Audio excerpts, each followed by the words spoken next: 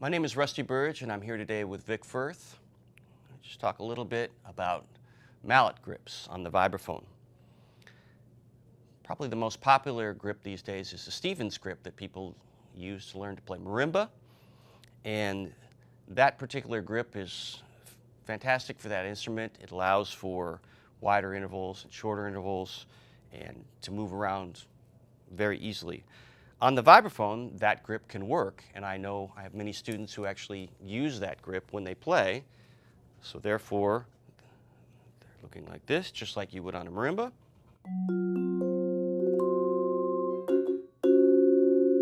That works just fine on the vibraphone, but since it's a free-floating grip, I think the vibraphone also, with its keys that are not raised as the marimba, you have to be a little bit more kind of leaning into the instrument than you might a marimba. And a grip that works for me better than the Stevens grip or the Musser grip is the Burton grip. The Burton grip looks a little bit like this. So you have the outer mallet is on top of the other mallet. The great thing about this grip is that they cross, so they support each other. In the Stevens grip, it's a great grip, but if you have a grip like this, you can see that these mallets are kind of free-floating.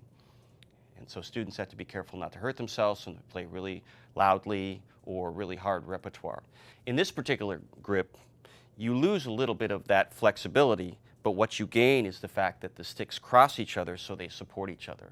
And that's actually really helpful on vibraphone because a lot of times I'll be playing basically two mallet lines. And with the two mallet lines, the other two sticks are not pulling on me or hurting my hand, so they're very well supported. Then I have the other two mallets there when I need them. So there are several ways of doing this, but I play with the two mallet and the four mallet when I'm playing two mallet items. So if I'm playing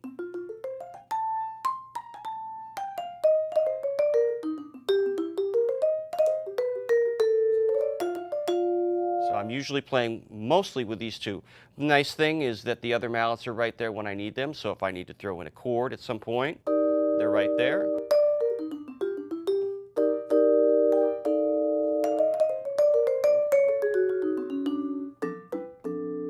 So the ability to kind of move back and forth is something you just have to kind of get used to. There are people that play with the inner two mallets, and I've seen them do that very well. For me, it works best in this configuration.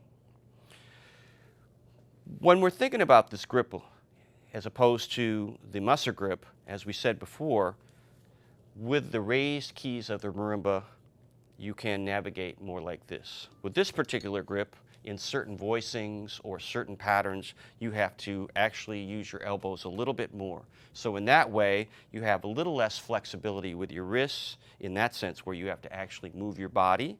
And if I play certain voicings, maybe something like this, I have to actually stick both of my elbows out to get the voicing. Now, you don't have to do that as much with the other grip, but like I said, the advantage of this is having them cross and having them support each other. So that's really, to me, the beneficial aspect of this particular grip, and it allows me to play an entire night of music, maybe with a band, with a drummer, and for my hands not to get sore. I used to actually play with the Stevens grip when I would play jazz gigs, and then I would go home at night and my hands were actually quite sore and didn't feel good because of the floating grip. So for this instrument and the sharps and flats being lowered, this seems always like a good bet to me. These days I have my students play both grips. I don't think we live in a world where you can just have one grip because that really limits you. I use the Stevens grip on marimba all the time, and I use the cross grip sometimes on marimba. It kind of depends on what the situation dictates that I need to play. But having two grips in this day and age seems like a really good idea because you're going to meet lots of different kinds of music. Sometimes you're going to have to play really loudly if you're outside playing with marching band and you have to create a lot of volume. Then this Burton grip is actually very helpful because you're going to protect your hands. If you're playing in a concert hall and playing some Bach on marimba, then the other grip is actually very helpful because you have a little bit more flexibility. So I teach my students that they really need to have both. When you first start learning the other grip, if you've been playing one for a long time, regardless if you've been playing the Musser for a while, then the Burton is going to feel a little weird, and you have to really give yourself time to get used to that because you're moving different muscles, you're moving in a different way, and you have to be very patient to allow yourself and your body to get used to that particular grip. But trust me, it really does work after a while, and you can pretty much seamlessly move back and forth between either grip real easily, and then you have the best of both worlds. So you can, whatever situation you have, you can use the grip that you need.